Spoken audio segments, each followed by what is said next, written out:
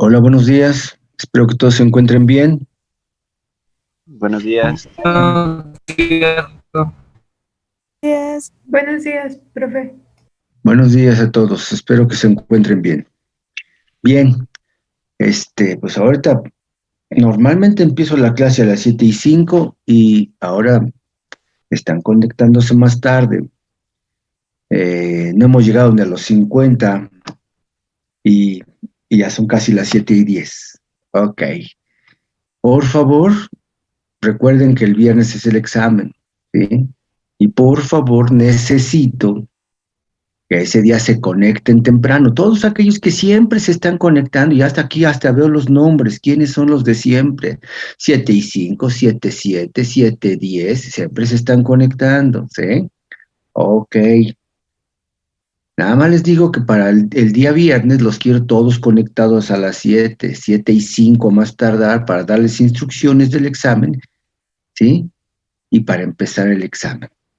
También de una vez les digo, aquellos que una vez iniciado el examen, ya no les voy a dar chance de conectarse, así es que por favor, ¿sí? Todos tenemos que hacer un esfuerzo, ¿sí? Y perdón, pero no les estoy pidiendo otra cosa más que para el día del examen. Por otro lado, también el día del examen necesito, y tienen tiempo por si acaso se da la situación, porque sí existe esto, si acaso se da la situación de que alguien ahorita no tenga chance de conectarse, chance de poner su micrófono porque su computadora X y Y, ok, no hay problema, pero para el día del examen necesito que estén conectados, así es que por favor, ese día consiguen una computadora que se la presten o a ver cómo le hacen, pero el día del examen necesito que estén conectados y que necesito que tengan su micrófono, por favor, ¿sí? Entonces, conste, se lo estoy advirtiendo, por favor, ¿sí? El día del examen, entonces necesito que se conecten a tiempo, ¿sí? Para poder darle las instrucciones y para poder comenzar el examen de manera eh, puntual, ¿sí?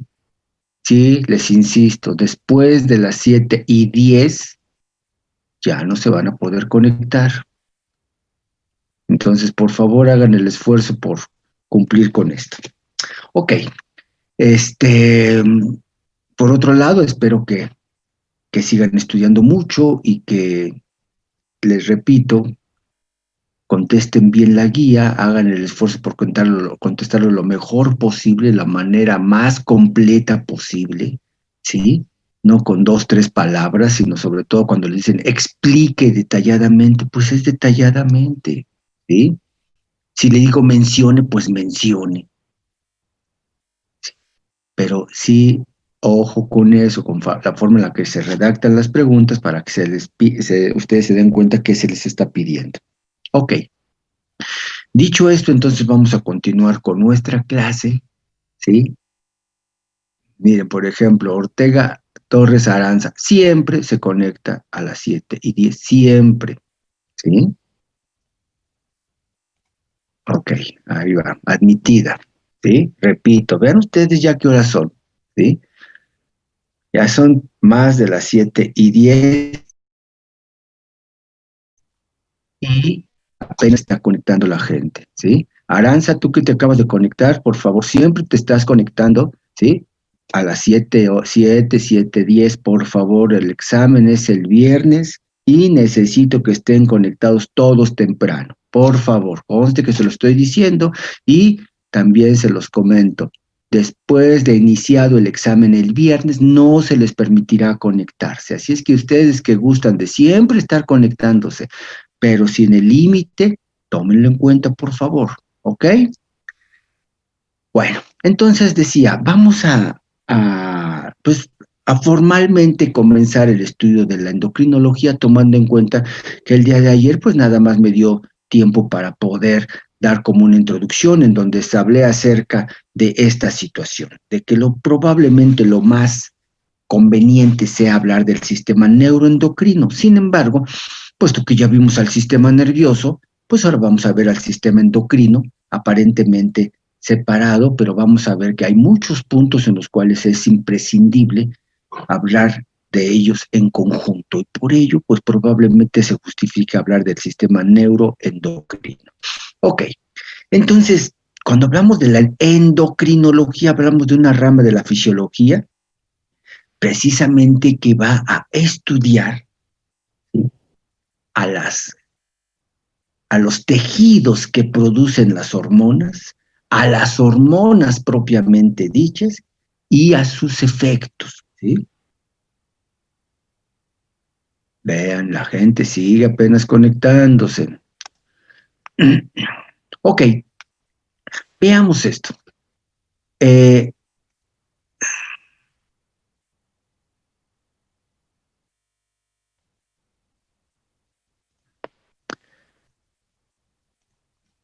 La endocrinología, desde el punto de vista etimológico, endo es hacia adentro y crinein secreción, ¿sí? En el concepto tradicional de la endocrinología, esta es una rama de la medicina que estudia las glándulas de secreción interna, a las hormonas y a sus efectos, ¿sí? Sin embargo, con el paso del tiempo esto ha tenido que ir haciendo algunos ajustes. ¿Por qué? Porque ahora se ha observado que las hormonas no solamente son producidas por glándulas de secreción interna, sino hay muchos otros tejidos que sin serlo también producen hormonas, ¿sí? Entonces, por eso este concepto tradicional tendríamos que modificarlo, ¿sí? Y decir que sería la endocrinología, pues tendríamos que estudiar aquí no solamente las glándulas de secreción interna, sino cualquier tejido endocrino, a tejido que produzca hormonas. Ya tuvimos algunas veces algún comentario al decirles que, por ejemplo, hay tejidos que sin ser glándulas pueden producir hormonas. Por ejemplo, el corazón. El corazón es un músculo y sin embargo puede producir hormonas. Y ya escapa de esta definición glándulas de secreción interna, ¿sí? El riñón produce hormonas y no puede considerarse como una glándula. Los pulmones producen hormonas. Los vasos sanguíneos producen hormonas. Entonces, definitivamente, ¿sí?, este concepto es tradicional y probablemente por la palabra misma endo es hacia adentro, decíamos, crinein, secreción interna, ¿sí? Bueno, pues ahora lo que tenemos que decir es que la endocrinología es la rama de la medicina o la rama de la fisiología que estudia a los tejidos endocrinos, a las hormonas y a sus efectos, ¿sí? Repito, ahora potencialmente casi cualquier tejido produce hormonas, porque también ha tenido que hacerse ajustes a las definiciones tradicionales de hormonas. Debo decirles que la endocrinología es una rama de la medicina o de la fisiología, pues ahora sí que relativamente reciente, dice aquí que es una rama joven de la medicina. ¿Por qué? Bueno, a pesar de que desde hace mucho se sospechaba esto, ya les platicaba el día de ayer que Hipócrates, él decía que los tejidos se comunicaban, y vean la audacia de este señor, hace 2500 años decir eso, pues es una situación que dicen, pues está loco este señor, como que se comunican los tejidos, ¿sí? Y él hablaba acerca propiamente de la influencia de ciertos órganos sobre otros, de ciertos tejidos sobre otros. Pero estos son ideas que el Señor tenía de acuerdo a lo que él observaba. obviamente prueba de estos mensajes pues no tenía, pero él ya elucubraba todo esto. Ahora bien, si bien ya vimos que la fisiología cómo fue avanzando, y también vimos que el padre de la fisiología moderna, William Harvey, ¿sí?, a principios de 1600, pues es el primero que logra describir de manera total y convincente un proceso fisiológico completo, como que es precisamente eh, la circulación sanguínea, ¿sí? Entonces, ojo con esto, ¿sí? Desde 1600 ya está sentadas las bases de la fisiología. Un poquito antes, en anatomía también se sientan las bases con Andrés Vesalio, ¿sí? Pero estamos hablando de 1570 y tantos, 1600, etcétera, ¿sí? La endocrinología dice aquí que es una rama relativamente joven de la medicina y de la fisiología, ¿sí? Fíjense que los primeros antecedentes de problemas endocrinológicos, ¿sí?, cuando se empiezan a describir algunos problemas relacionados con las glándulas, porque ahí sí nos regresamos al concepto tradicional, ¿sí? Los primeros síndromes o problemas relacionados con las glándulas, ¿sí?, fueron en 1850, 60, 70, ¿sí? Ahí, por ejemplo, el famosísimo síndrome de Cushing es descrito en 1854 por un señor apellidado Cushing, ¿sí? El síndrome de Cushing. Una enfermedad tan antigua como es la diabetes sacarina. Es tan antigua que es una enfermedad descrita prácticamente en todas las culturas, desde los egipcios, desde los griegos, desde los romanos, y en América, pues hay descripciones perfectamente bien hechas acerca de los diabéticos, aquí a nivel prehispánico, ¿sí? El famosísimo códice Badiano, ¿sí? El herbolario Badiano, pues es toda una descripción de plantas que pueden ayudar a mejorar el estado de salud de las personas, y desde entonces ya había plantas, y desde entonces ya está descrito, por ejemplo, que el nopal es un alimento que puede ayudar a los diabéticos, por ejemplo, como sigue siendo hasta la fecha, como sigue siendo reconocido hasta la fecha, ¿sí? Pero la diabetes famosa pudo empezar a estudiarse y a comprenderse dónde estaba el problema a fines de 1800, por ahí de 1890, 1897, ¿sí? Dos canadienses, Banting y Best, ¿sí?, van a adentrarse al estudio, y es a principios de ya de 1900, 1908, 1910, donde pueden describir que el problema de la diabetes está en el páncreas, por ejemplo, ¿sí?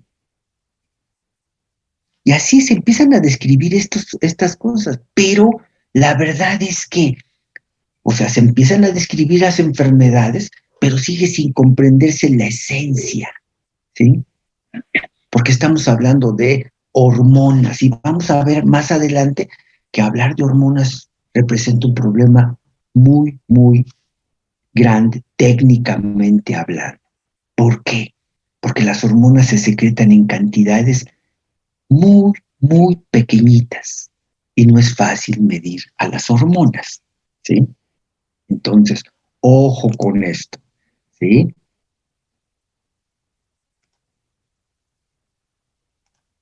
Ahora bien, es importante mencionar que precisamente,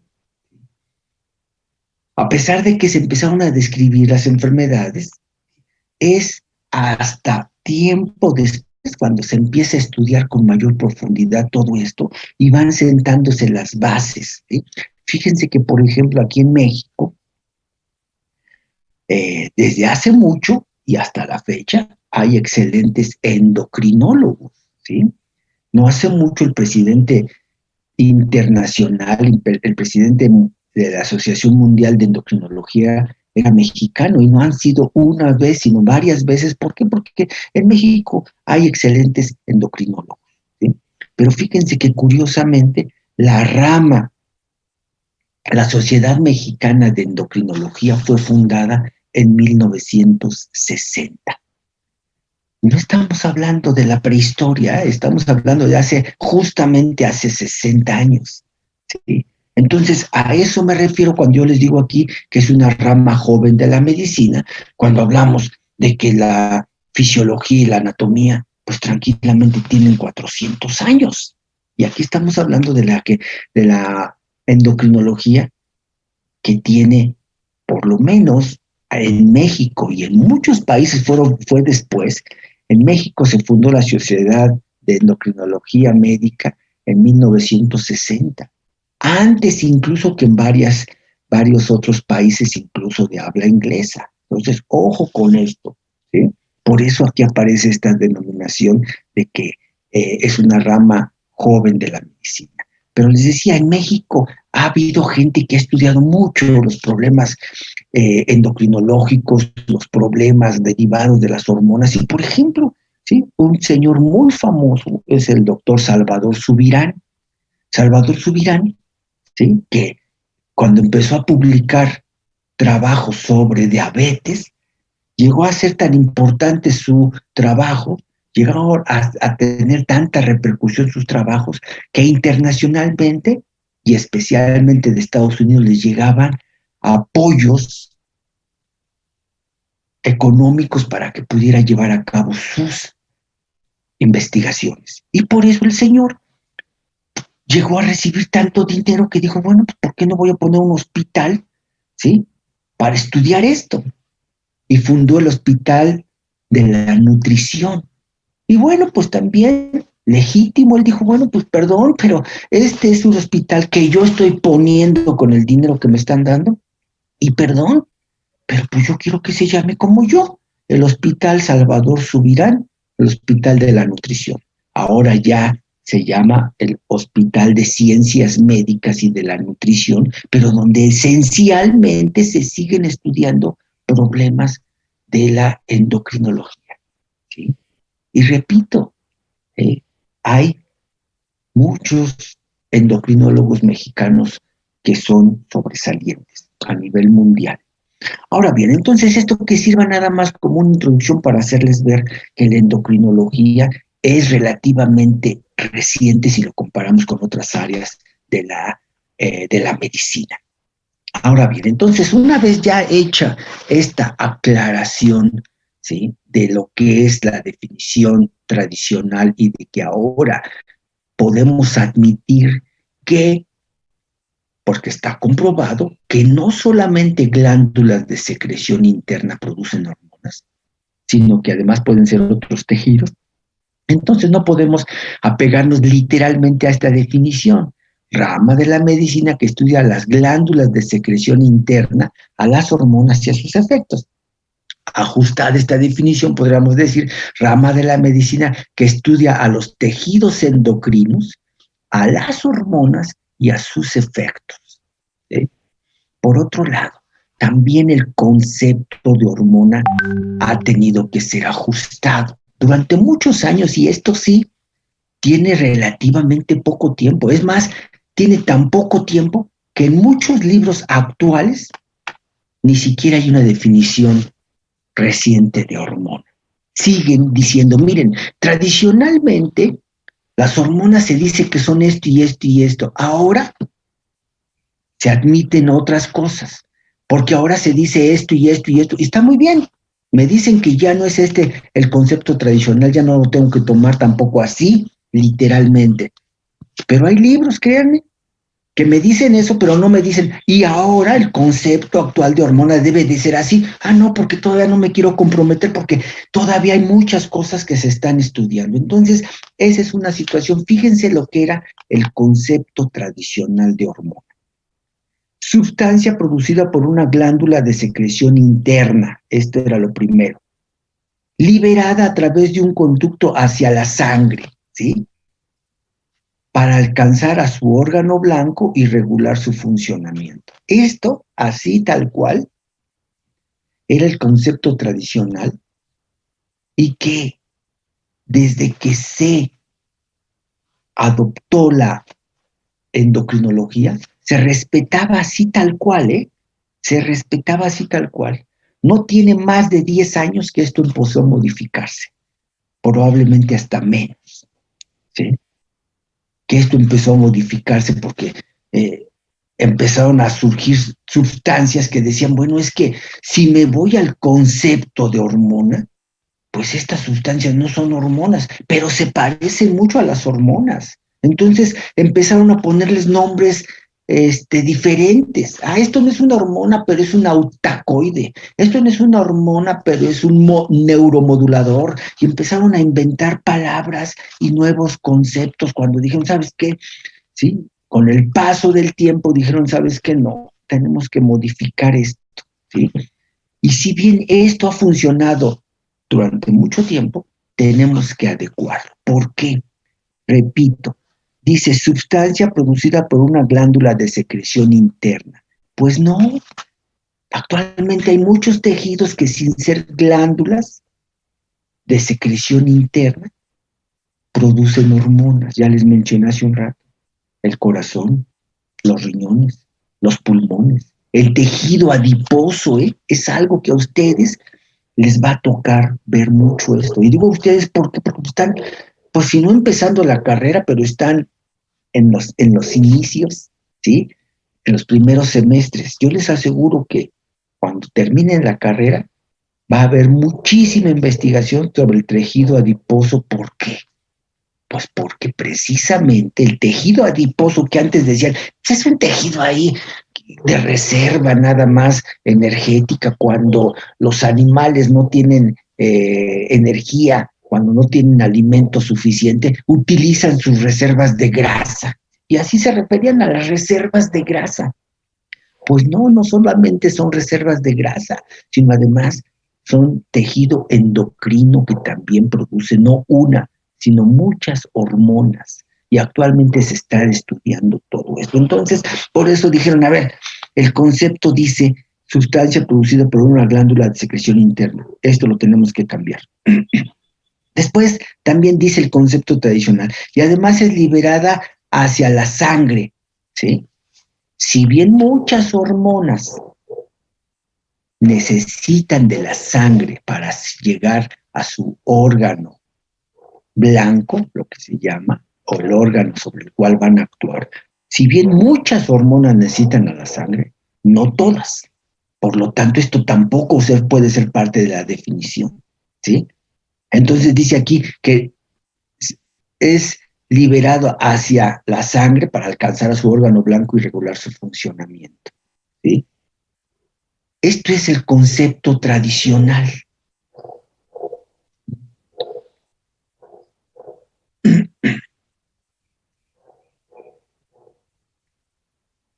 Es importante mencionar que desde el punto de vista etimológico, la palabra hormona viene de hormón, ¿sí? En griego, que significa excitar o mover, ¿sí? La hormona es un mensajero químico producido por un tejido endocrino, es un mensajero y producido por un tejido, ya no específicamente por una glándula de secreción interna, por un tejido, ¿sí? Y este primer mensajero va a actuar sobre el órgano diana, ¿sí? ¿Qué es el órgano diana? Pues es el órgano que tiene receptores específicos para que ahí llegue a actuar específicamente la hormona. A pesar de que la hormona si llega por sangre, en realidad puede llegar a cualquier parte del cuerpo, solamente va a actuar en los sitios donde tiene receptores, y a esto se le llama el órgano blanco o el órgano diana. ¿Por qué? Pues por esta imagen, lo que es una diana. Cuando se juega al tiro al blanco, ya sea con balas, ya sea con flechas, ya sea con lo que sea, ¿sí? Dar en el blanco es dar justamente en el punto correcto. Ah, bueno, pues este es el órgano diana o el órgano blanco. El órgano blanco es aquel que tiene los receptores específicos para la hormona, que llega y actúa específicamente ahí. Pero decíamos, el concepto clásico me decía que la hormona es una sustancia producida por una glándula de secreción interna liberada a torrente sanguíneo y que actúa en órgano blanco. Vean ustedes aquí, ¿sí? Aquí tengo precisamente a el tejido endocrino. Va a producir hormonas y vas a liberarlas hacia torrente sanguíneo. Y gracias a la sangre, esta hormona o este mensaje llega a células o tejidos que tienen receptores específicos y ahí actúa. Este era el concepto tradicional, ¿sí? Pero ahora se ha observado que no todos los mensajes llegan de esta manera, que puede haber variantes. Una de ellas, incluso ahora, es una señal que aquí dice una señal paracrina, en donde una célula produce mensajes, produce hormonas, que ni siquiera entran las hormonas a la sangre, sino que produce hormonas y actúan sobre células vecinas, ¿sí? Célula secretora, aquí está, y aquí dice célula blanco adyacente. Adyacente porque está junto a ella. Entonces, aquí, pues ya con esta definición, pues ya se va al traste porque dice, no, pues es que no puede ser. Sustancia producida por una glándula de secreción interna, no siempre. Liberada a torrentes sanguíneos, no siempre, ¿sí? Entonces, tiene que haber una adecuación. Es probable, ¿sí?, que actualmente el concepto evidentemente se va a ir redondeando, se va a ir estructurando de manera más apropiada, pero actualmente podríamos decir que una hormona es cualquier sustancia liberada por una célula o un tejido que actúa sobre otra célula o sobre otro tejido. Así de sencillo, ¿sí? Cualquier sustancia liberada por una célula que actúa sobre otra. Cualquier sustancia producida por un tejido que actúa sobre otro tejido, sin tomar en cuenta su naturaleza, ni tampoco la vía de aproximación. Ojo con esto, que es algo muy importante, ¿sí? Sin tomar en cuenta cómo llega, sí, que antes se decía tiene que llegar por sangre necesariamente. No, no es imprescindible esto. Puede llegar de varias maneras, ¿sí? La función primaria de una hormona es controlar la actividad de su órgano o tejido blanco. Ya comenté ahorita, ¿por qué se le llama el tejido blanco? Porque es el órgano que tiene los receptores específicos. Y solamente si tiene receptores específicos es en donde va a poder actuar el mensajero, ¿sí? Repito, de aquí surge este concepto de mensajero, y es las hormonas o las secreciones de un tejido son lo que se llaman el primer mensajero, ¿sí? Porque después surge el concepto de segundo mensajero, y ya los segundos mensajeros se generan en las células blanco que van a desencadenar reacciones específicas.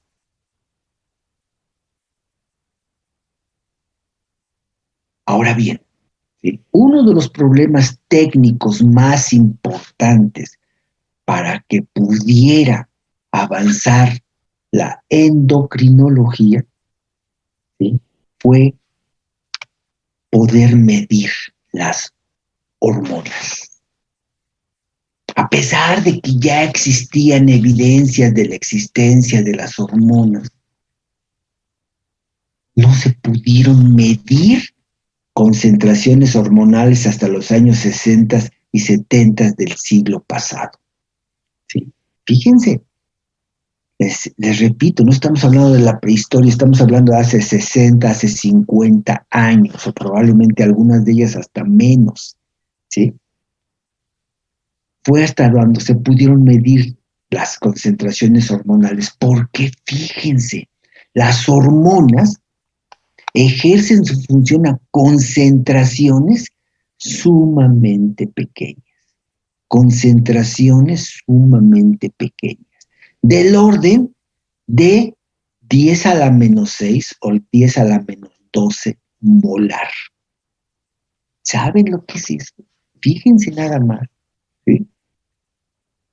Por definición, una solución 1 molar es aquella que tiene el peso molecular expresado en gramos más cuanto baste para 1 litro de solución final.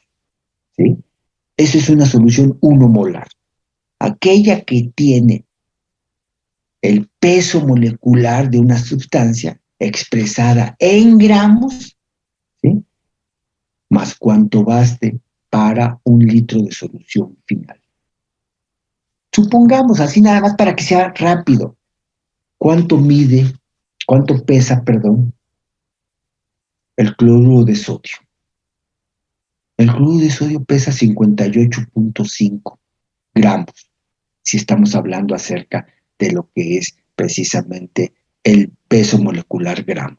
58.5 gramos más cuanto baste para 1 litro de solución final. Esto sería una solución 1 molar. ¿Sí? Ahora, sáquenle la millonésima parte a eso. La millonésima de eso es la solución. ¿Sí? 1 por 10 a la menos 6. Y la billonésima parte es 1 por 10 a la 12.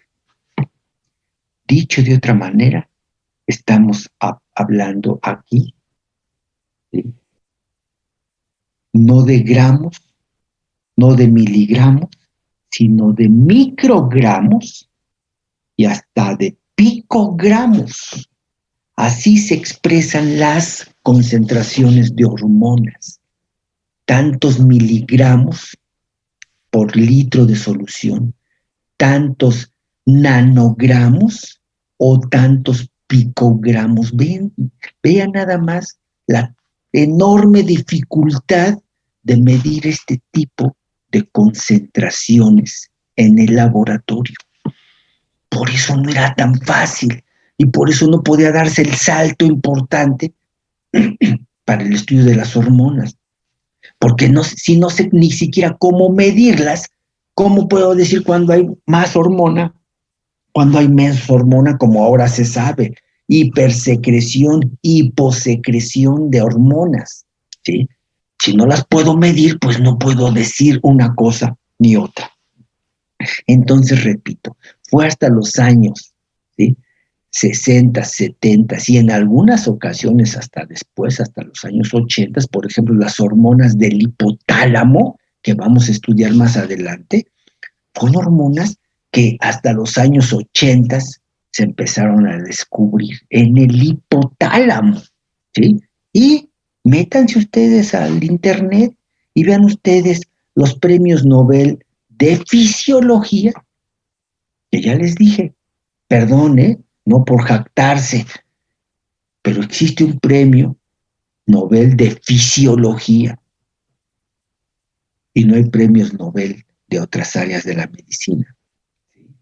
Pues vean ustedes los premios Nobel de fisiología y ustedes se van a dar cuenta que en los últimos 20, 30 años han sido descubrimientos relativos a hormonas de una u otra manera. Porque por eso es que la endocrinología ha ido creciendo de manera acelerada, porque cada vez se tiene más capacidad técnica para poder medir todo esto. Ahora bien, decíamos, entonces, que las hormonas se constituyen en un primer mensajero que actúa sobre un órgano blanco. Y el órgano blanco, ¿sí?, es el que posee los receptores para estas hormonas, ¿sí? El órgano blanco, también llamado órgano diana, va a tener receptores para las hormonas, o a veces en la membrana celular, o a veces dentro de la misma célula del tejido blanco. Entonces, por eso dice, si están en la membrana son receptores de membrana o transmembranales, si están a nivel intracelular pueden ser receptores que están en el citoplasma o incluso a veces hasta dentro del núcleo, ¿sí? Estos receptores son altamente específicos, ¿sí? Receptores altamente específicos. No cualquier sustancia puede llegar aquí. Es más, podríamos decir casi es una hormona, un receptor prácticamente exclusivo para la hormona. Pero ya hemos aprendido, y de eso hablamos en las clases pasadas justamente, ya hemos aprendido que la naturaleza es muy vasta y que por ahí puede haber sustancias que se parezcan tanto a las hormonas que pudieran actuar sobre estos receptores. Bueno, puede ser, pero lo que sí es cierto es que no cualquier sustancia puede llegar a estimular los receptores, porque son muy específicos, son finitos, están dispuestos en una cantidad específica, ¿sí? No son infinitos. Ahí podemos mandar tantas hormonas y siempre va a actuar porque siempre tiene receptores, no. Así como también vimos en nuestras clases pasadas, por ejemplo, cuando les dije, a ver, vamos a poner atropina. La atropina es un parasimpático lítico directo. ¿Por qué? Porque la atropina es una sustancia que actúa específicamente en los receptores muscarínicos, ¿sí? Y al decir muscarínicos me refiero al órgano efector del parasimpático. Y entonces esta atropina actúa ahí sustituyendo a la acetilcolina, pero actúa ahí sustituyéndola para bloquear los receptores, no para estimularlos, sino para bloquearlos, ¿sí? Bueno, pues ahí estamos viendo que desde fuera yo puedo poner una sustancia que se parezca tanto. Bueno, pues esto estamos ya también en esta misma sintonía a nivel de las hormonas. También aquí se puede afectar a los órganos blancos con sustancias que se parecen mucho a las hormonas. Por eso ahora se manejan análogos de hormonas, ¿sí?, que actúan sobre receptores que, insisto, tienen un número específico. Y ahora también sabemos que los receptores, yo puedo inducir a que un tejido aumente la cantidad de receptores o puedo hacer que el tejido tenga menos receptores. Y esto pasa en situaciones endocrinológicas y en enfermedades muy, muy importantes como la diabetes. ¿Por qué algunos diabéticos, a pesar de serlo, no necesitan insulina? ¿Por qué otros la necesitan? Porque dependen de la dieta, dependen de los receptores y dependen del ejercicio físico. Un diabético que hace ejercicio, que lleva una dieta, no depende de insulina. Un diabético que no hace ejercicio, que lleva una vida sedentaria y que no respeta su dieta, necesita insulina, ¿sí? Ojo con todo esto, para que vean que esta es la dinámica propiamente que se tiene alrededor de lo que es el concepto y la actuación de las hormonas. Entonces, los receptores que tienen los órganos blancos para las hormonas son altamente específicos, finitos y en cantidades variables, dependiendo de la intensidad de la estimulación hormonal o dependiendo de otros factores como los que acabo de mencionar, probablemente del ejercicio. ¿Sí? Ojo con esto. ¿Sí? Durante mucho tiempo se pensó que existía una sola variante de comunicación con hormonas y era la clásica comunicación endocrina. La clásica comunicación endocrina en donde una glándula de secreción interna produce una hormona que sale hacia la sangre por un conducto y llega a su órgano blanco. ¿Sí? Este es el concepto tradicional. Una glándula produce una hormona que se integra a la circulación y hasta que llega a su órgano blanco. Este era el concepto tradicional. Ahora vemos que existe la comunicación no solamente endocrina, que es la clásica, sino también existe la comunicación paracrina, una célula o un tejido que produce hormonas que ya no necesitan tomar vía sanguínea, sino que por el líquido intersticial pasan de un tejido a otro o pasan de una célula a otra y entonces esta comunicación se llama paracrina, paracrina. Para, el prefijo para es a un lado, líneas paralelas. Las paralelas son líneas que va una junto a la otra, junto. Entonces, paracrino es precisamente esto, una célula que actúa sobre una célula que está junto a ella.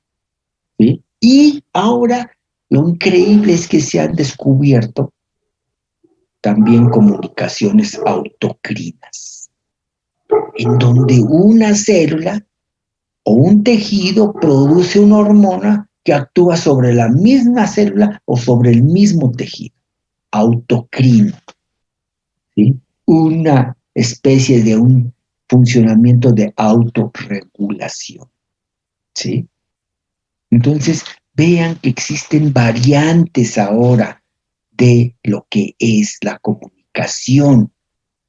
Clásico, endocrino, paracrino, ahora autocrino, y ya también, por ejemplo, aquí podríamos involucrar a la comunicación neuroendocrina, lo que hemos estado revisando en clases pasadas, ¿sí? Como una neurona, que es una célula al fin y al cabo, se comunica con otra a través de un mediador químico, ¿sí? Entonces las neuronas comunes se comunican con mensajeros. Y aquí es en donde se da esta fusión. Lo que antes estrictamente era este producto de secreción es una hormona y este producto de secreción se llama neurotransmisor. Bueno, pues perdón, pero de acuerdo a lo que acabamos de decir como definición, pues es una sustancia que produce una célula y actúa sobre otra. Ah, bueno, pues entonces esto también son hormonas. Perdón, esto que está aquí también son hormonas. Y por eso a los neurotransmisores también existen ya las denominaciones en algunos textos que dicen son neurohormonas o simplemente ya son llamadas hormonas. Por eso aquí se habla de estos sistemas de comunicación, el neuroendocrino, ¿sí? Porque son variantes del sistema que van a permitir la comunicación. Y otra vez, aquí una justificación para seguir hablando ya, no del sistema endocrino y del sistema nervioso, del sistema neuroendocrino. ¿Ok? Y todavía, vean ustedes aquí estos esquemas. ¿Sí? Comunicación endocrina u hormonal clásica. Célula endocrina. Produce una hormona que la va a secretar hacia torrente sanguíneo y gracias a la sangre se desplaza hasta que logra entrar en contacto con su órgano blanco. Y el órgano blanco lo es porque tiene receptores específicos para la hormona. Otro esquema similar. Gracias a la circulación, precisamente, es que la hormona producida en una glándula de secreción interna, por difusión, pasa hacia torrente sanguíneo y llega a su órgano blanco. Pero también decíamos existen, por ejemplo, la comunicación paracrina, y esto es algo evidente en el páncreas, ¿sí? En el páncreas. En el páncreas existen organizaciones celulares. Y una organización celular muy importante se le llama los islotes de Langerhans, o también llamados islotes pancreáticos. En los islotes pancreáticos hay células A o alfa, células B o beta, células D, células P, etc. Hay varios tipos de células. Y ahora sabemos que en el páncreas, por ejemplo, hay células que producen hormonas que actúan sobre otras células que están a su alrededor, ¿sí? Por ejemplo, hay una célula pancreática que produce somatostatina, que regula a las células A o alfa, productoras de glucagón, y a las células B o beta que producen insulina, por ejemplo, pero están regulándose entre ellas mismas dentro de los mismos islotes pancreáticos, ¿sí?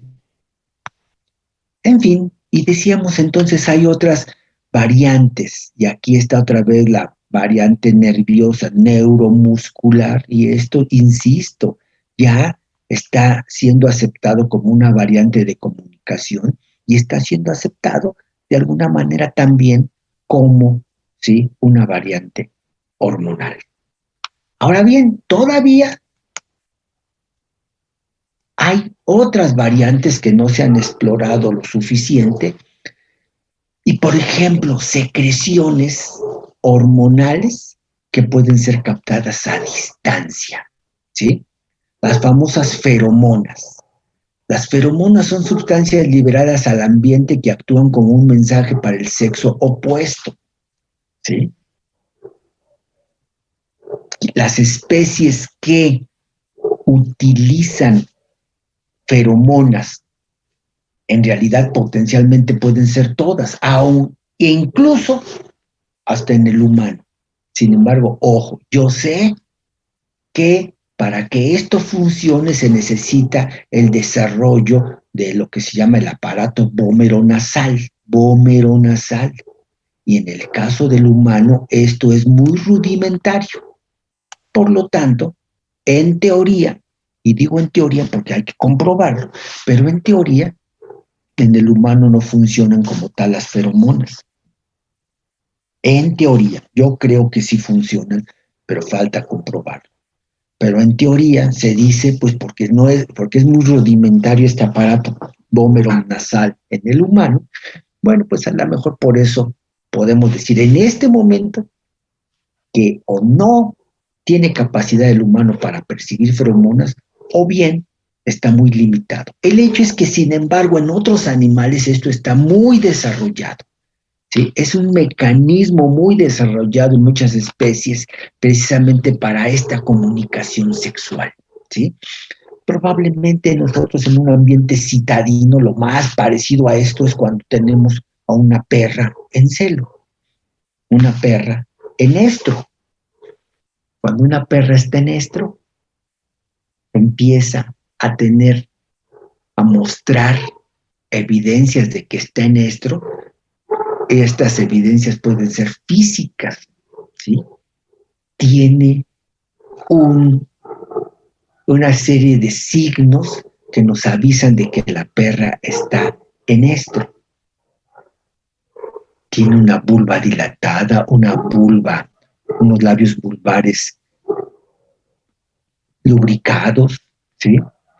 Hiperémicos, o sea, con una gran irrigación, etcétera, pero además llama la atención de los machos a su alrededor, ¿sí? Entonces, aunque tengamos a la perra nosotros encerrada en casa, a varias cuadras se puede detectar un olor específico de una perra en celo, y por eso los perros que vayan pasando, transitando por la calle, se ven estimulados por este olor, por este mensajero químico que está despertando, que está liberando propiamente la perra, ¿sí? Y lo mismo pasa con la gata, ¿sí? Y también pasa a nivel del campo, pues entre los animales, ¿sí? Como una borrega hace evidente que está en celo, y evidentemente el berraco tiene que detectarla, tiene que identificarla. ¿Cómo le hacen las vacas? ¿Cómo le hacen las yeguas? Pues esto es parte de la naturaleza. Y repito, estos son mensajes que se liberan al ambiente y que pueden ser captados por el sexo opuesto, a veces a distancias considerables. ¿Ok? Bueno, ahora bien, entonces, estas son las variantes que vamos a ver justamente dentro de lo que es propiamente, ¿sí?, este concepto que vamos analizando poco a poco. Entonces, si ustedes ya se dieron cuenta, ya hablamos acerca de todos estos aspectos que están aquí, y ahora justamente tenemos que seguir analizando situaciones. Por ejemplo, nos vamos a dar cuenta que la secreción de hormonas, ¿sí? Decíamos, no necesariamente van a tener que llegar a su órgano blanco por sangre, pero si lo hacen a través de la sangre, vamos a ver que hay hormonas que pueden ir libres en la sangre, y hay hormonas que no pueden ir libres, sino unidas a proteínas transportadoras. ¿Por qué? Ahorita lo vamos a ver. Ya decíamos, ¿por qué ha habido tanta dificultad para comprender a las hormonas y estudiarlas? Porque ejercen sus funciones en concentraciones sumamente pequeñas. Por otro lado también, ¿sí?, ¿por qué son tan importantes las hormonas? Pues nada más, porque están mediando todos los procesos biológicos más importantes. Por ejemplo, las hormonas son responsables de la reproducción. Y perdón, pero con esto es más que suficiente para decir que son importantes. ¿Por qué? Pues porque nada más estamos hablando de la perpetuidad de las especies. Solamente con hormonas se puede dar la multiplicación de las especies, ¿sí? Claro, especialmente aquellas especies que dependen de una multiplicación sexual. También existe la multiplicación asexual, y esto, bueno, ya son otros ámbitos, pero en nuestro medio, hablando acerca de mamíferos, y hablando acerca de nuestros animales domésticos, y hablando del humano, es imprescindible la participación de las hormonas para alcanzar la reproducción. El crecimiento y el desarrollo físico solamente se crece si hay una adecuación, si hay una secreción de hormonas apropiada. Vamos a ver más adelante que lamentablemente hay animales y hay personas que por falta de ciertas hormonas son enanos, por ejemplo. Entonces están correlacionados con el crecimiento y con el desarrollo de los individuos. Y esto, crecimiento y desarrollo, no solamente crecimiento y desarrollo físico, sino también crecimiento y desarrollo nervioso y por lo tanto crecimiento y desarrollo intelectual. Vamos a ver que hay hormonas que si no están presentes, no va a haber un desarrollo nervioso apropiado. Y si no hay un desarrollo nervioso, puede haber retraso mental por falta de ciertas hormonas. ¿Sí? Hormonas que influencian el mantenimiento del medio interno. ¿Sí? Vamos a ver que los niveles de glucosa son controlados por hormonas. Los niveles de calcio son controlados por hormonas. ¿Sí? Los niveles del metabolismo en general son controlados por hormonas. Los niveles de potasio son controlados por hormonas. Entonces, vamos a ver que estos productos son sumamente importantes. Y decíamos la producción, utilización y mantenimiento de la energía, pues ahí vamos a ver hormonas que están correlacionadas con los niveles de glucosa, por ejemplo, los famosos glucocorticoides, ¿sí? Los mineralocorticoides, los sexocorticoides. Ojo con todo esto, ¿sí? Entonces hay muchas hormonas que van a ser el sustento de las funciones biológicas más trascendentes, ¿sí? Ahora bien, vamos a ver también que las hormonas se producen bajo periodos específicos, patrones de secreción específicos. Hay hormonas que se secretan necesariamente cada X tiempo. En un periodo regular se están secretando. Y hay hormonas que solamente se secretan bajo circunstancias muy particulares. Y si esas circunstancias particulares no están presentes, no se secretan esas hormonas y ahí seguirán en estado latente esperando la posibilidad de manifestarse. Por otro lado, vamos a ver que existen diferentes tipos de hormonas, ¿sí? Y las hormonas pueden tener diferentes grupos. Vamos a ver que hay hormonas, ¿sí? Químicamente hablando, que son, por ejemplo, hormonas esteroidales o lipídicas. Y hay hormonas no esteroidales o no lipídicas. Hay quienes clasifican así de sencillo a las hormonas, en dos grupos, las lipídicas y las no lipídicas.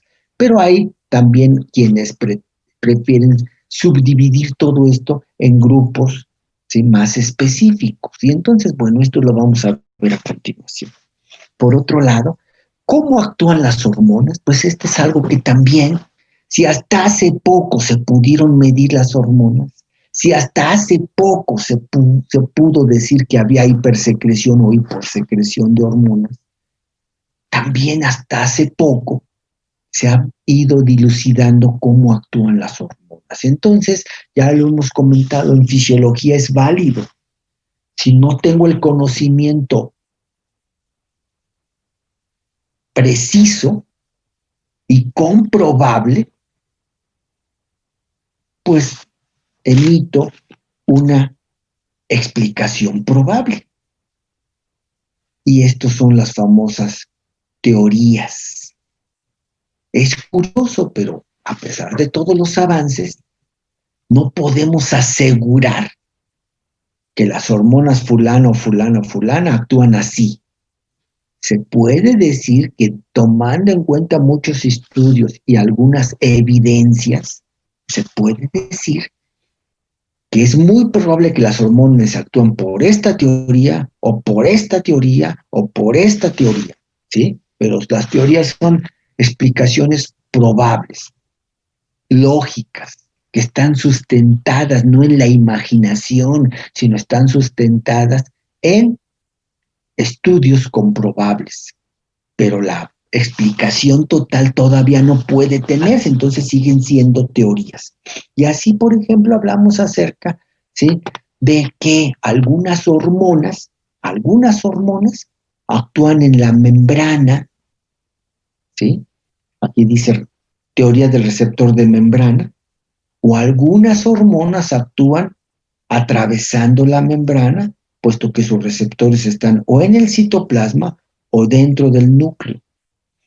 Lo que sí es cierto es que las hormonas, una vez que actúan en su órgano blanco, en sus células blanco, van a generar segundos mensajeros. Las hormonas, ya quedamos en el primer mensajero, en las células van a desencadenar la presencia de segundos mensajeros. Y aquí tenemos un listado de algunos segundos mensajeros.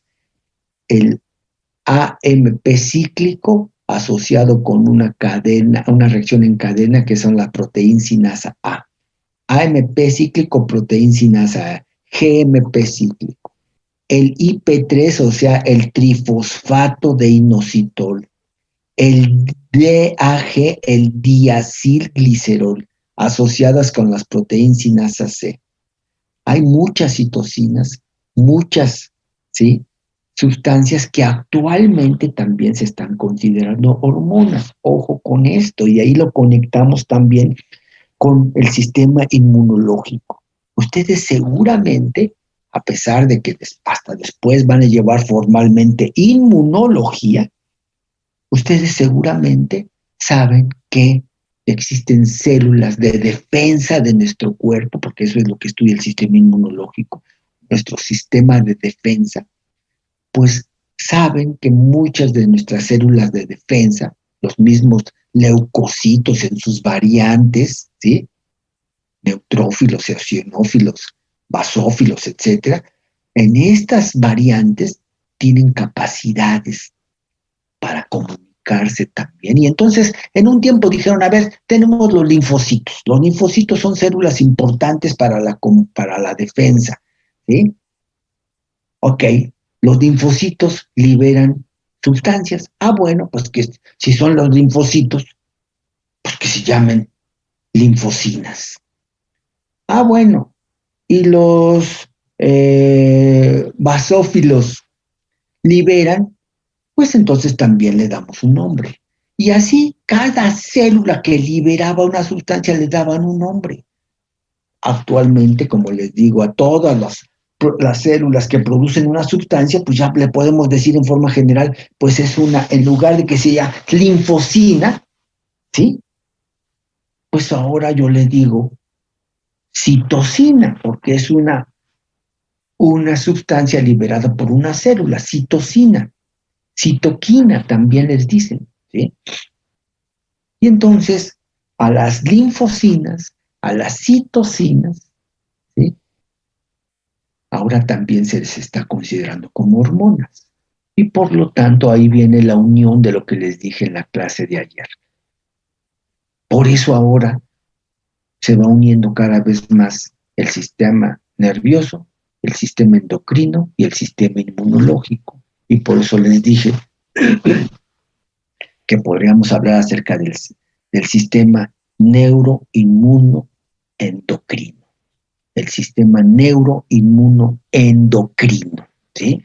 En fin, todo esto son planteamientos que se hacen, ¿sí?, y que conforme vaya avanzando la ciencia y se vayan comprobando cosas, ya sea reafirmando o no reafirmando algunas cosas, pues se verán ir definiendo. Lo que sí es cierto es que, repito, ¿sí?, si las hormonas son los primeros mensajeros, los productos que se desencadenan por la presencia de las hormonas al interior de las células los vamos a llamar segundos mensajeros. Y bueno, ustedes seguramente les habrán hablado en biología celular que ya también existe la teoría de que hay 3 terceros mensajeros. O sea, finalmente esto va avanzando y va avanzando, ¿sí? Ahora bien, si hablamos acerca de estos órganos blancos, dijimos es porque tienen receptores, y los receptores pueden estar en la membrana o pueden estar en el interior de las células. Y cuando están en las membranas, están los receptores asociados a lo que es la familia de las proteínas G. Y ahora ustedes también en biología celular habrán estudiado toda esta serie de proteínas de tipo G. que es una familia de proteínas que van a tener precisamente una interacción muy particular con una gran cantidad de mensajeros. Entonces, bueno, este es el ámbito de la endocrinología que tendremos que ir avanzando poco a poquito e irlo desmenuzando, ¿sí? Para irlo comprendiendo. Entonces decíamos, ¿sí? Gracias a la endocrinología vamos a entender cómo el sistema nervioso, que en este caso es el hipotálamo, ¿sí? Se coordina con la hipófisis para poder producir hormonas que van a tener efecto en diversos órganos blancos. Y que en muchas ocasiones estos órganos blancos a su vez van a producir otras hormonas. Por ejemplo, aquí, ¿sí? Sale una hormona de la hipófisis, hormona TSH, la hormona estimulante de la tiroides, y sale y actúa sobre la tiroides, para que a su vez la tiroides produzca hormonas tiroideas que van a actuar en órganos blancos. Y fíjense cómo está aquí este circuito, ¿sí?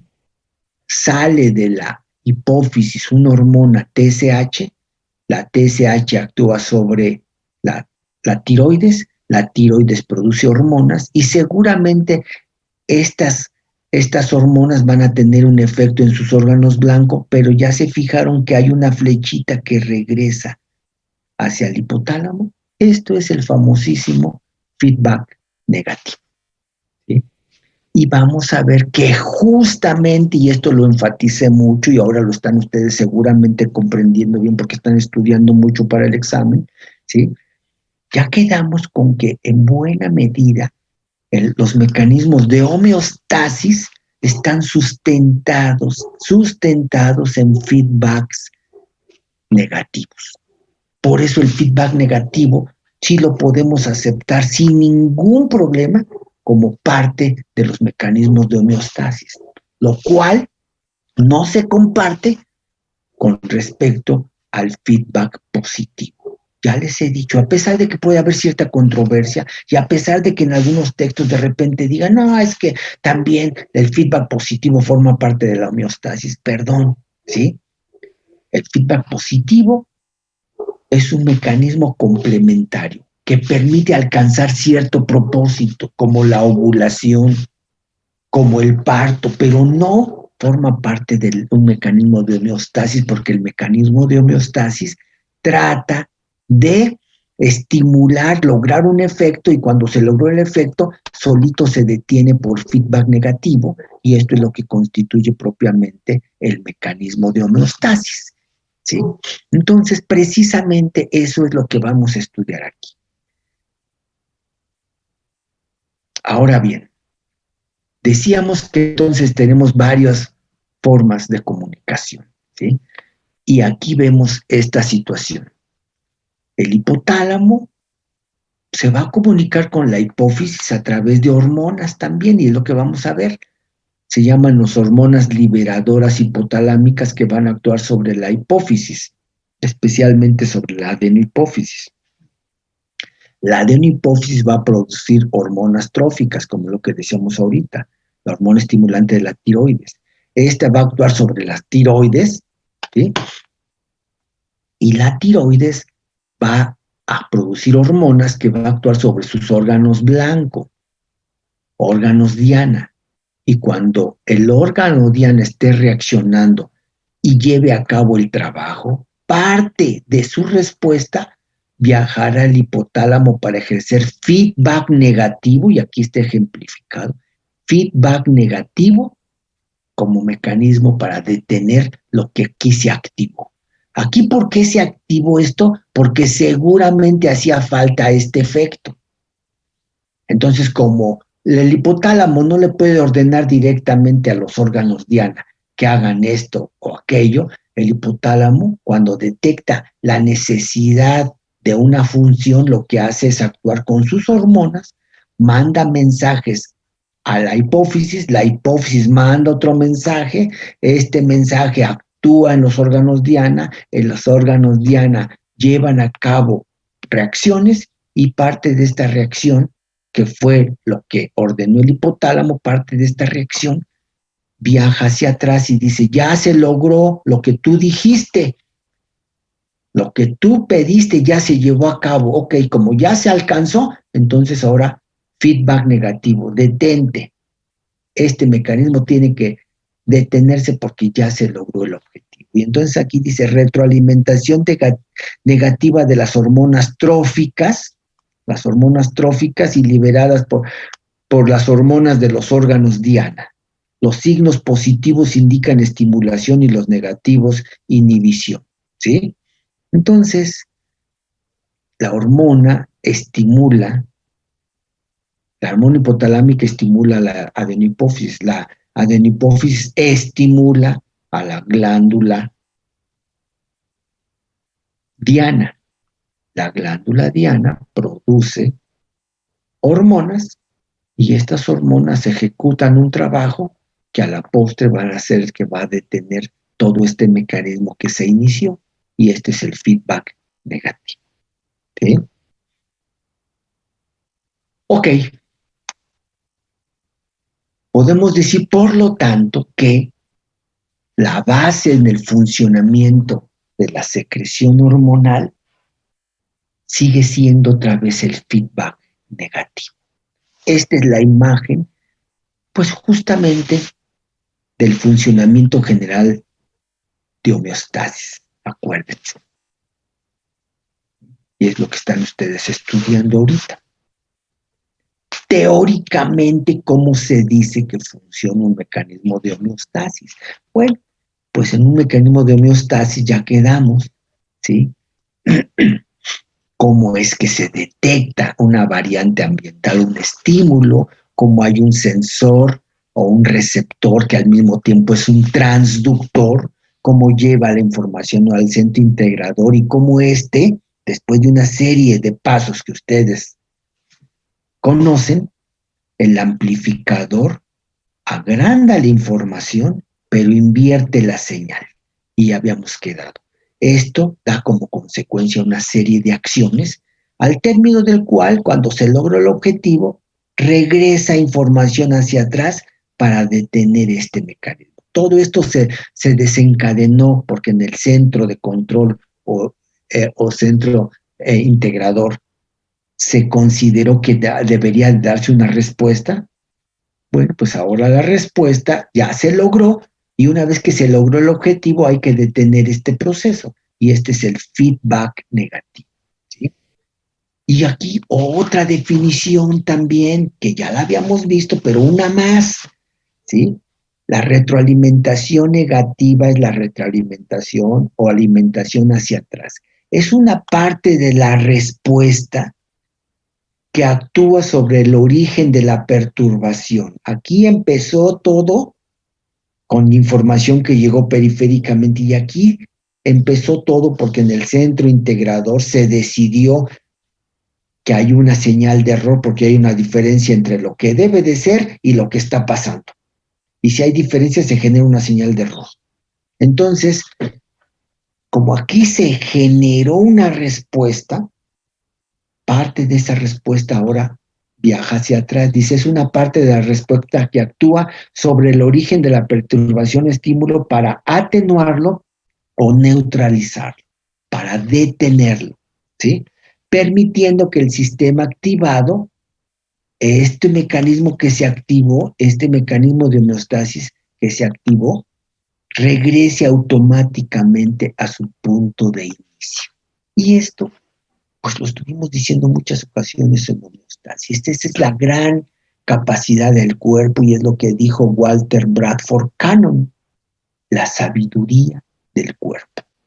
Mi cuerpo solito sabe en qué momento hay que activar un mecanismo, y cuando ya no se necesita ese mecanismo, automáticamente se detiene. Por eso, en alguna definición que vimos por ahí de homeostasis, una de varias, pues dice que es un conjunto de mecanismos automáticos porque se aprenden cuando se necesitan y se desconectan o se apagan cuando ya no se necesitan. Son automáticos, son precisos, solamente se activan cuando se necesitan y si ya no se necesitan se paran inmediatamente. ¿Gracias a qué? A mecanismos de feedback negativos, ¿sí? Y además son interdependientes, ¿por qué? Porque no puede haber una respuesta cardíaca sin que se involucre la presión sanguínea. Y no puede haber una respuesta cardíaca y asociada con la presión sanguínea si no está también asociada la respiración. Y no puede haber esta asociación con la respiración si no estamos hablando acerca de la concentración de gases. Y la concentración de gases también va a dar origen o va a tener como una consecuencia un pH. Y el pH es determinante para que puedan actuar las enzimas. Y las enzimas son importantes para que pueda haber un metabolismo. Vean cómo todo está correlacionado. Y por eso volvemos a una definición que dije desde el primer día. Cuando yo hablo de fisiología, no hablo de una parte del cuerpo, no hablo de un órgano, no hablo de un tejido, hablo de un individuo. Así solamente tiene peso la fisiología. La fisiología, yo hablo de animales completos, de personas.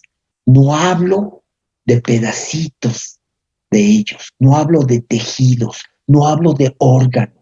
¿Qué caso tiene tratar de entender cómo funciona el riñón si no lo relaciono con presión sanguínea, si no lo relaciono con trabajo cardíaco y si no lo relaciono con el hígado? ¿Sí? Entonces todo está correlacionado.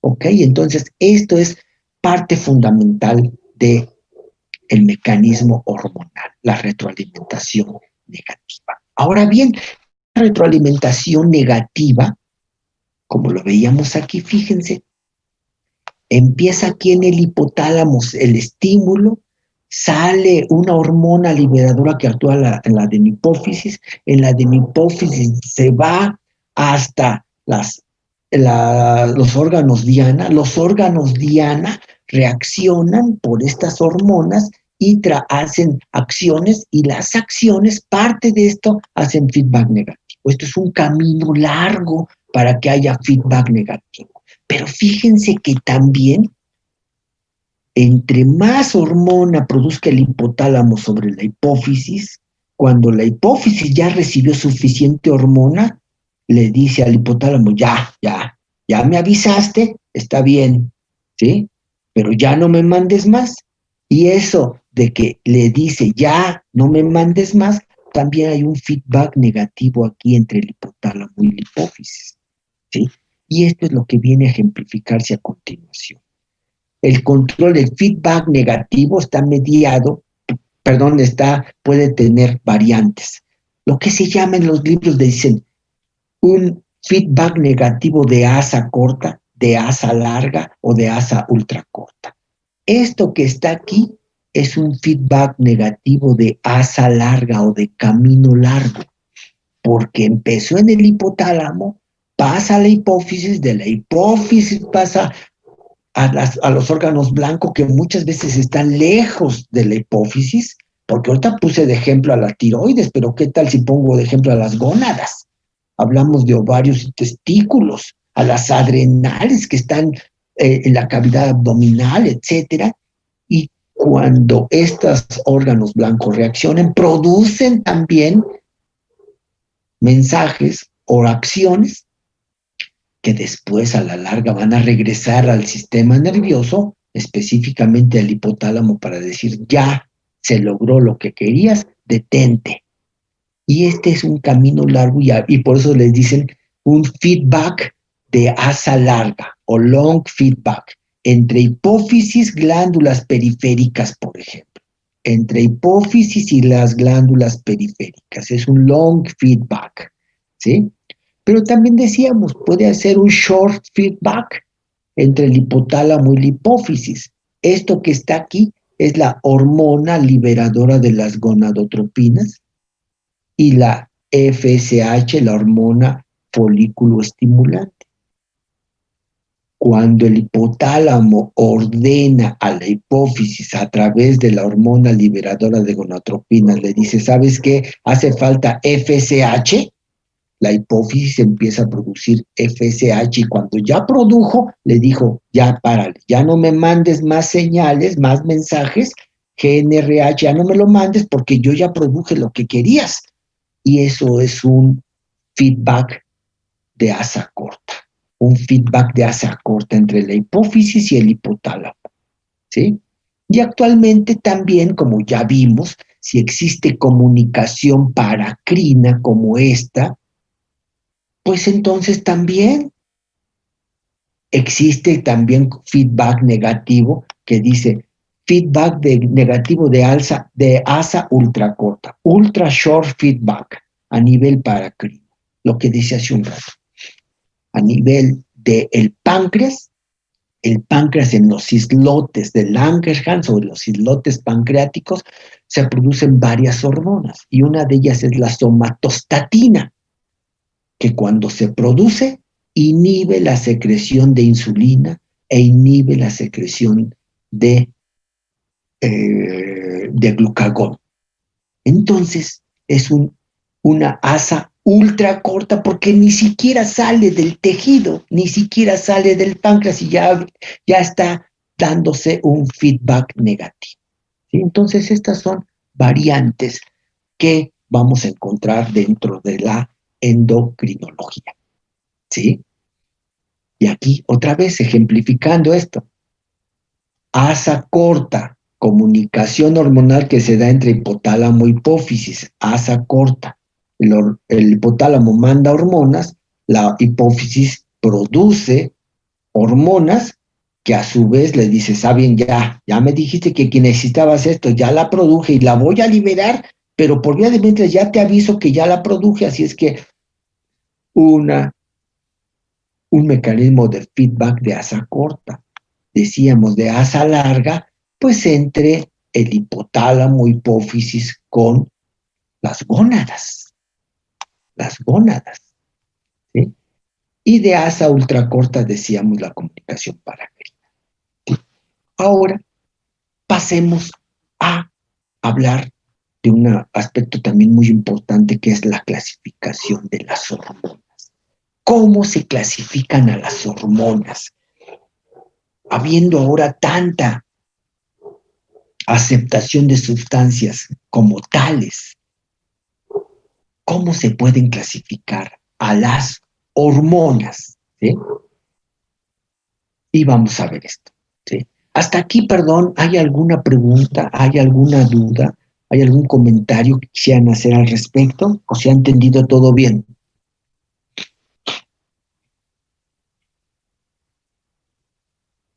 Yo tengo una duda. Todo bien, profesor. Ok, bueno, pues celebro Yo que tengo una duda. A ver. La, la diferencia entre asa corta y asa larga es en función de la distancia o también puede ser entre el número de intermediarios entre el primer secretor, digamos, y el feedback negativo. Aquí sí básicamente este concepto de corta, larga, ultracorta, aquí sí es en la cuestión de distancia. ¿Sí? Aquí sí es nada más esto. Y esto es un apelativo que estrictamente tampoco es tan importante, porque dices, bueno, pues al fin y al cabo, una glándula produce una hormona con un propósito, porque acuérdense, las hormonas son mensajes. Entonces, un tejido le manda un mensaje a otro tejido, ¿sí? Y el tejido que recibió le dice, ok, ya, te aviso que sí, ya recibí el mensaje, ¿sí? Ahora, en este sentido, sí es una cuestión básicamente fundamentada en la distancia. La verdad es nada más un concepto, tampoco es nada así ultra trascendente para poder comprender esto. Simplemente podemos decir que existen estos mecanismos de feedback negativo que aquí se intentan definir, ¿sí? Pero que en última instancia, sí, definitivamente el concepto de corta, larga o ultracorta, sí está en función propiamente de la distancia comprendida entre los participantes, ¿ok? Sí, doctor, muchas gracias. ¿Alguna otra pregunta?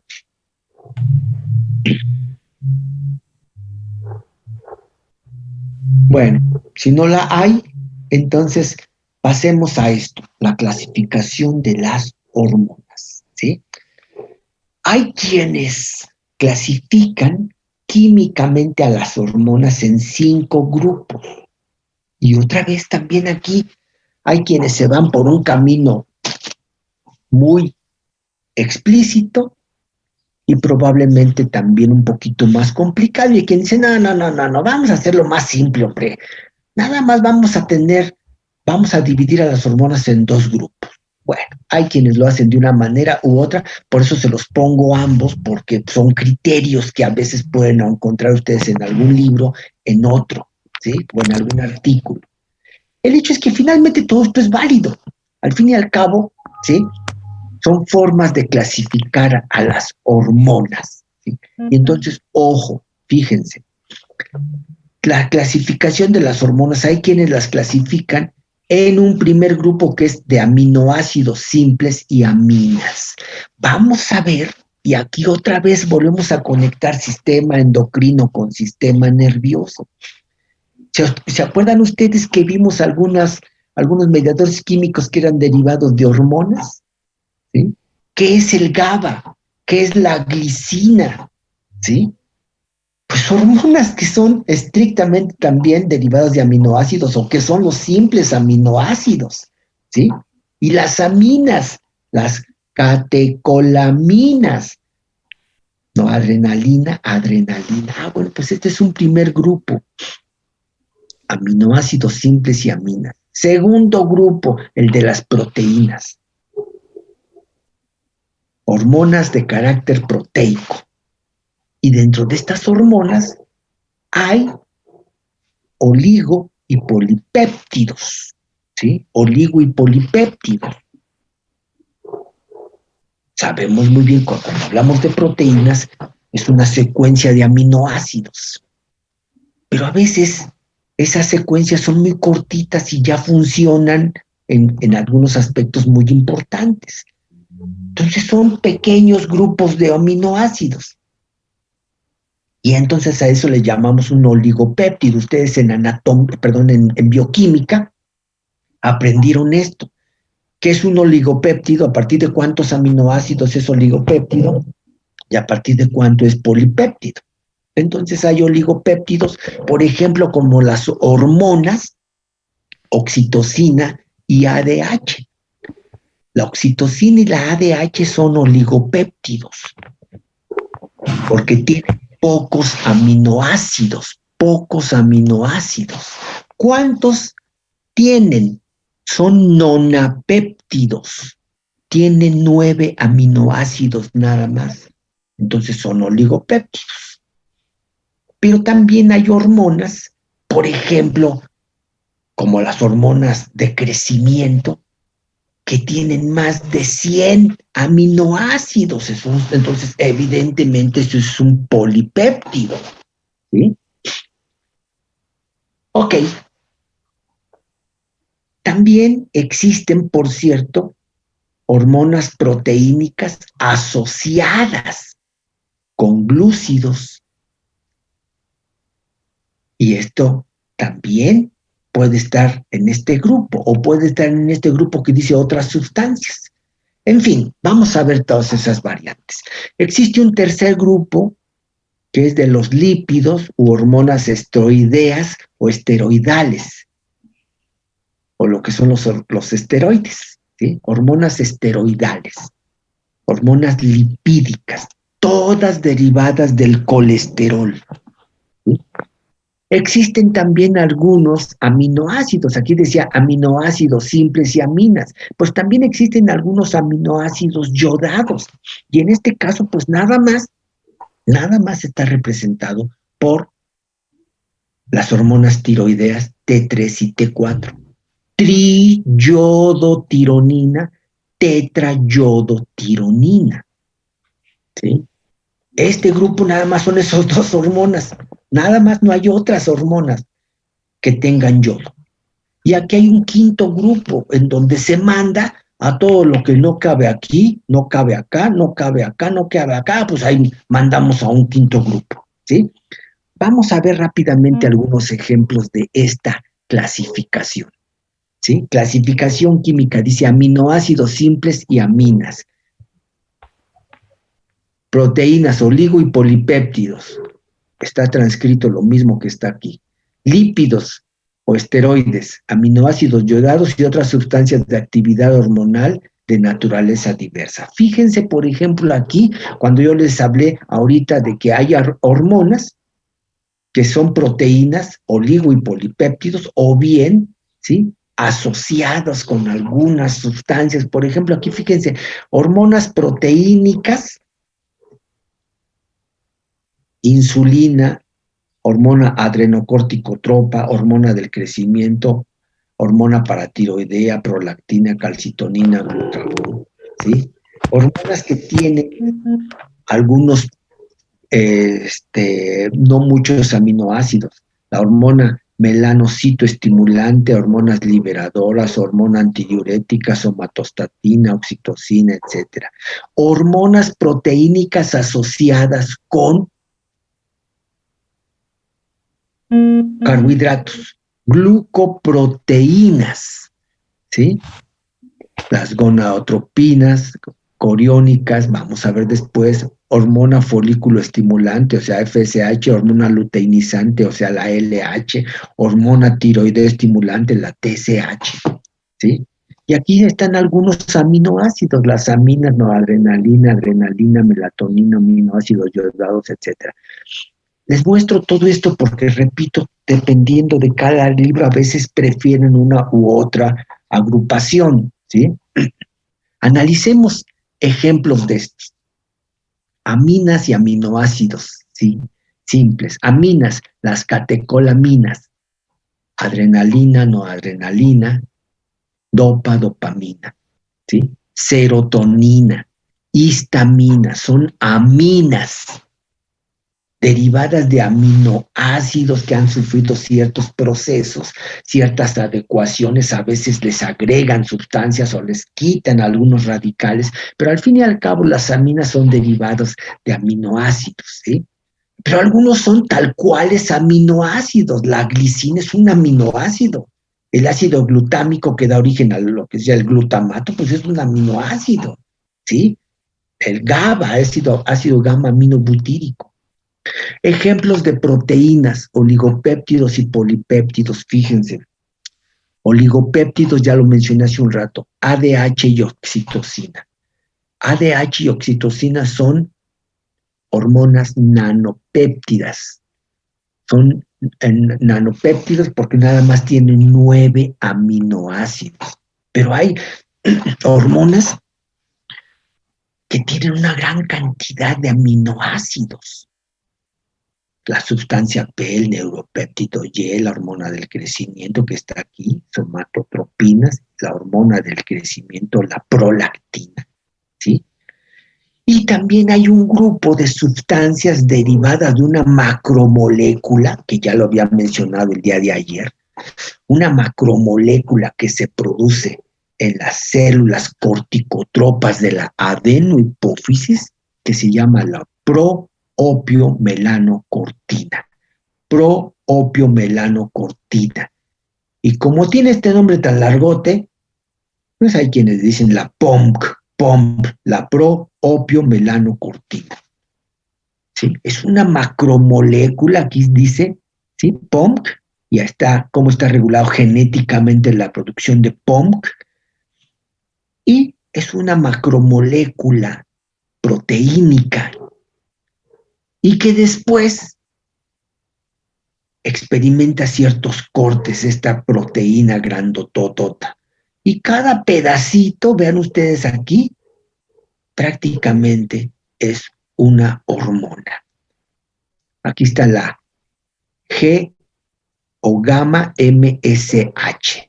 Ojo con esto. Sí, ahorita no los quiero meter en problemas, yo sé que están estudiando lo demás, nada más les digo que esto es pues ahora sí el esfuerzo extra que viene una vez que hagan el examen del viernes, ¿sí?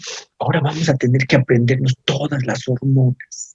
Y es una gran cantidad de hormonas, pero que es muy importante que las aprendamos sus nombres y sus sinonimias, porque así las vamos a encontrar en la literatura. Y por ejemplo, esto es la hormona estimulante de los melanocitos en su versión gamma, porque también hay otras versiones. Aquí está la versión alfa, ¿sí? La versión alfa.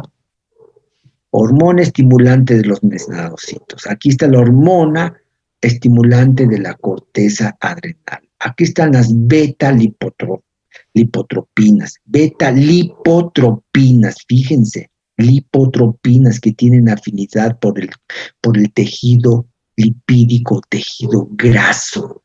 Aquí están las beta-endorfinas que les hablé el día de ayer, las endorfinas que les ponía yo ayer, las drogas del bienestar, lo que producimos cuando hacemos algo placentero, lo que producimos cuando hacemos ejercicio, lo que producimos cuando hacemos el amor, lo que producimos cuando escuchamos la música que consideramos que es bellísima, que disfrutamos, la que liberamos cuando nosotros estamos haciendo ejercicio, escuchando buena música, y todo esto se conjunta para liberar endorfinas. Y en fin, hay muchas sustancias, las metaencefalinas. Las encefalinas son sustancias que se producen en el cerebro, ¿sí? bajo estímulos placenteros, y que además median a su vez otros estímulos placenteros.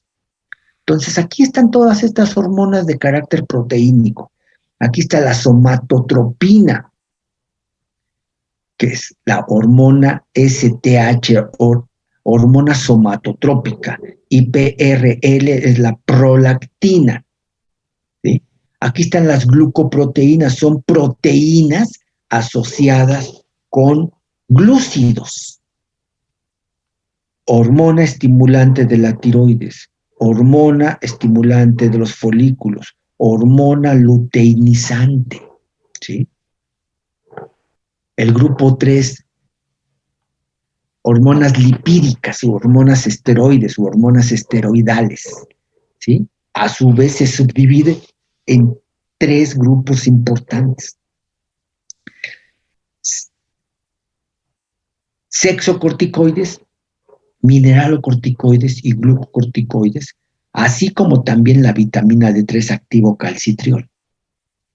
Todos estos derivan del colesterol. Ejemplos de sexocorticoides: estrógenos, testosterona, progesterona. Y ojo con esto, aquí dice sexocorticoides porque son hormonas sexuales de la corteza adrenal, pero estos sexocorticoides no solamente se producen en la corteza adrenal, también se pueden producir en las gónadas. Y en las gónadas se producen estrógenos, y en las gónadas se produce testosterona, y en las gónadas se produce progesterona. Entonces, ojo, esto es algo, nada más un adelanto de todo lo que vamos a revisar más adelante. ¿Sí? Sexocorticoides, mineralocorticoides, hormonas de la corteza que tienen que ver algo con los niveles de minerales. Por ejemplo, hablar acerca del control de los niveles de sodio. Hay aquí como un ejemplo importante la aldosterona. Los glucocorticoides, hormonas de la corteza adrenal que tienen que ver con los niveles de glucosa o los niveles energéticos. Tenemos al cortisol, la cortisona, la desoxicortisona, etc. A veces hay variantes importantes entre también los animales que nosotros como veterinarios estudiamos. Entonces, esto tiene variantes. Y decíamos, un derivado también del colesterol es la vitamina D3 activa, o también llamada calcitriol, o también llamada el 1,25-dihidroxicolecalciferol. ¿Sí? Pasamos al grupo 4, que les decía, es del grupo de los aminoácidos yodados. Pues ahí las únicas hormonas representativas son las hormonas tiroideas, T3 y T4. triyodotironina, tetrayodotironina. ¿Sí? A la T4 también se le conoce como la tiroxina. ¿Sí? Y ojo con esto, decíamos, ¿qué es el grupo 5? Pues todo lo que no cabe en los otros grupos, todo lo que no cabe aquí, lo mandan para este grupo. ¿Sí? ¿Y qué es lo que pasa? Bueno, pues aquí tenemos, por ejemplo, a las prostaglandinas. Ustedes revisen un libro de hace 10 años o más y van a decirle que las prostaglandinas son unas sustancias derivadas del ácido araquidónico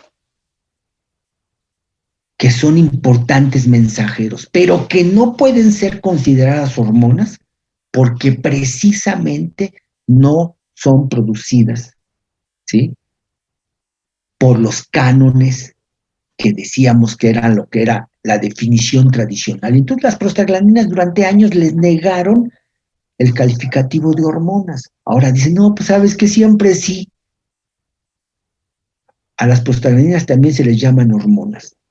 Estas son las sustancias que en otros tiempos les llamaban, por inventar un nombre, dijeron, no, pues es que no se llaman hormonas, se parecen mucho, pero no se llaman hormonas. ¿Cómo les llamamos? Les llamamos estimulantes. Entonces, ¿cómo se llaman? Los autacoides. Se inventaron hasta palabras ahí para poder darles nombres. Bueno, perdón, aquí es en donde les digo, pueden encontrar esto en la literatura dependiendo de los libros que consulten, pero hay libros que evidentemente con el paso de los años tuvieron que irse depurando. Y entonces aquí están las prostaglandinas. Fíjense lo increíble.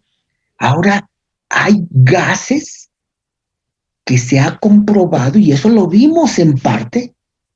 Si ustedes recuerdan, lo último que vimos de sistema nervioso, hablamos acerca del sistema entérico.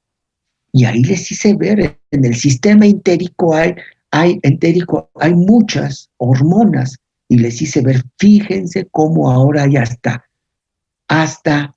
gases que pueden ser denominados mediadores químicos. Y ahora les digo que estos gases también pueden ser denominados hormonas.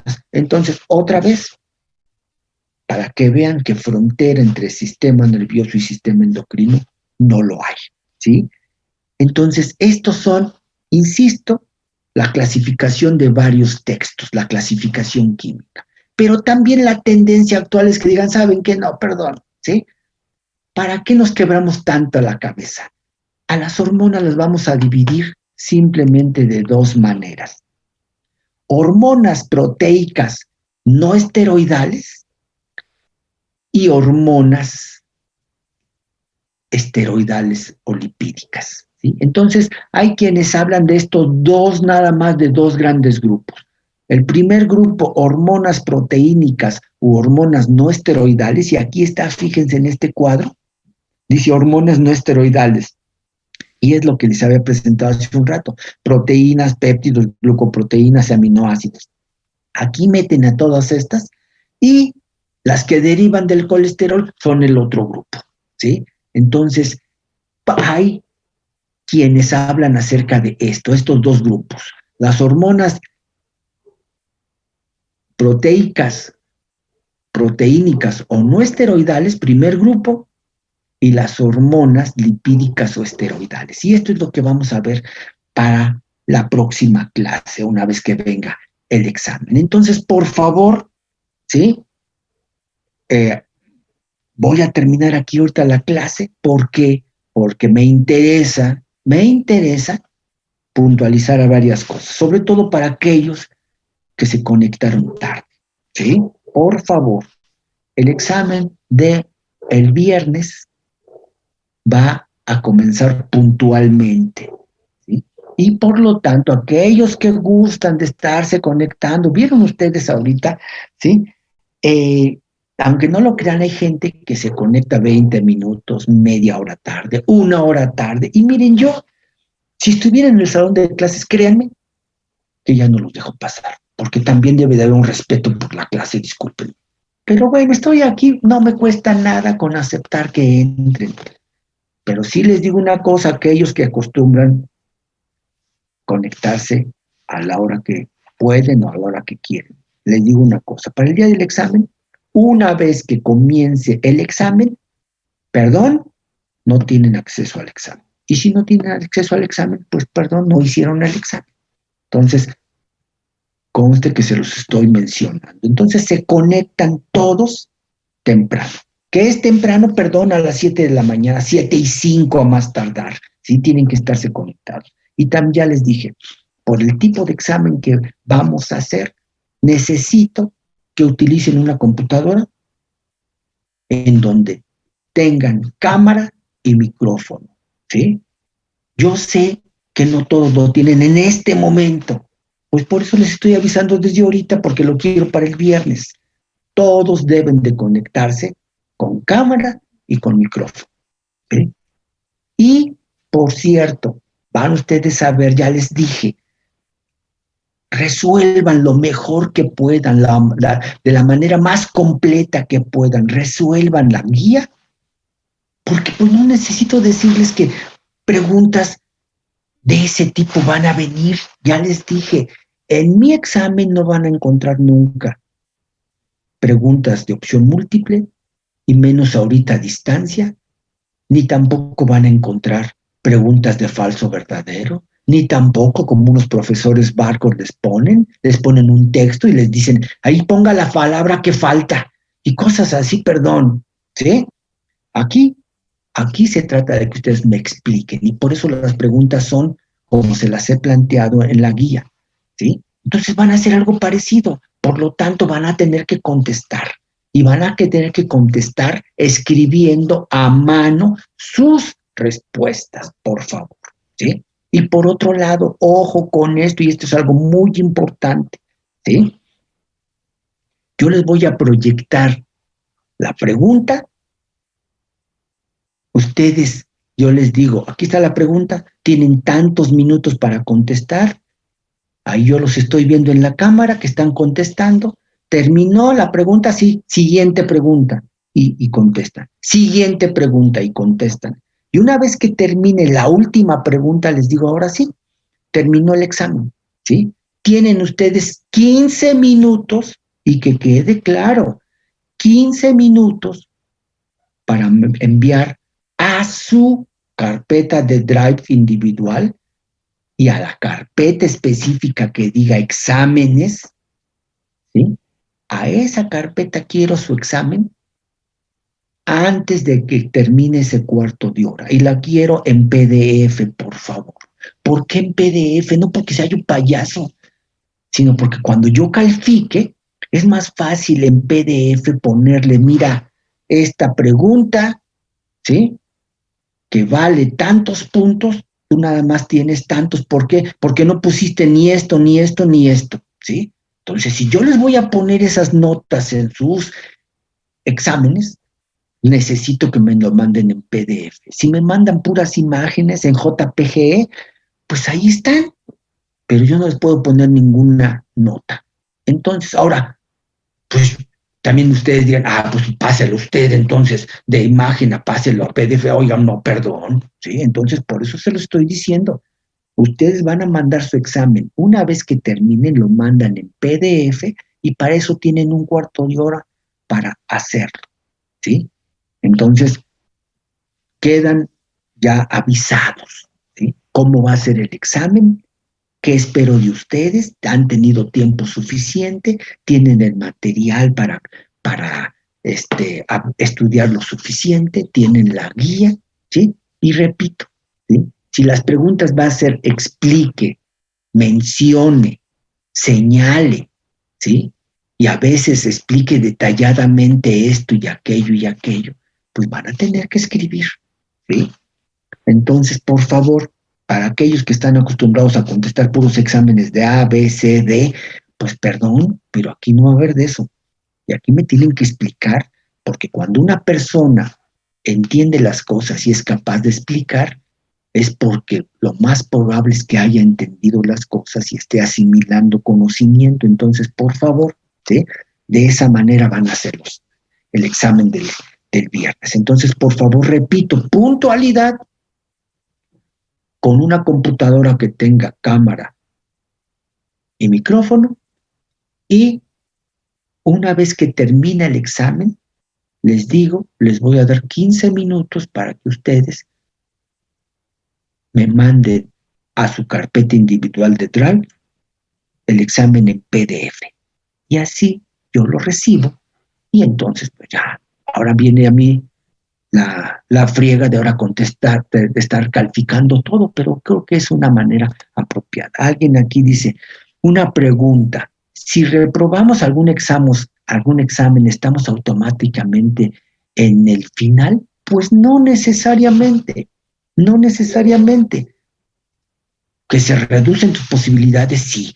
Acuérdense que finalmente, pues, existe la posibilidad de que no solamente por los exámenes, acuérdense, ustedes van a tener un promedio que van a ir acumulando ¿de qué? De los exámenes parciales, de la calificación de laboratorio y de sus trabajos, que para eso tienen trabajos de investigación y tareas que les he estado dejando.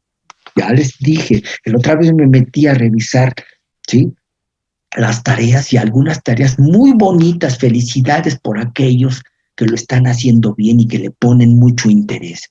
Pero hay algunos que, perdón, con todo respeto, pues parece que es cumplir un poquito, subo ahí cualquier cosa ahí, escrita hasta mal hecha y todo, y eso es lo que mandan. Bueno, acuérdense que eso también tiene un valor para la calificación. Entonces, en concreto, si repruebas algún examen, te vas en automático al final. Es muy probable, pero no quiere ser definitivo. ¿Cuál es el problema? Sacaste 5, sacaste 4, 5, pero en el otro sacaste 9, pues algo, ahí va. Y además, y le eché muchas ganas en el laboratorio y pasé el laboratorio con 9.5. Eso ayuda mucho. ¿Ok? ¿Alguna otra pregunta?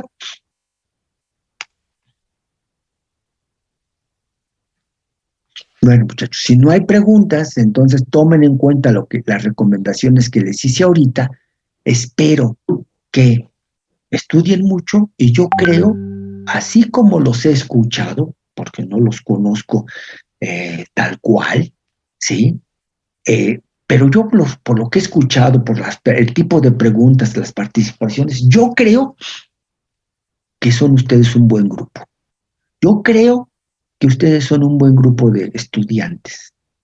Espero esto verlo reflejado el viernes en buenos exámenes y en buenas calificaciones después. De una vez también les digo, puesto que el tipo de preguntas que voy a hacer en el examen, de una vez les digo, por favor, mínimo me van a dar 8 días para que yo termine de calificar. No es tan sencillo calificar todo esto, pero es, creo yo, la mejor manera de comprobar en fisiología que se está aprendiendo.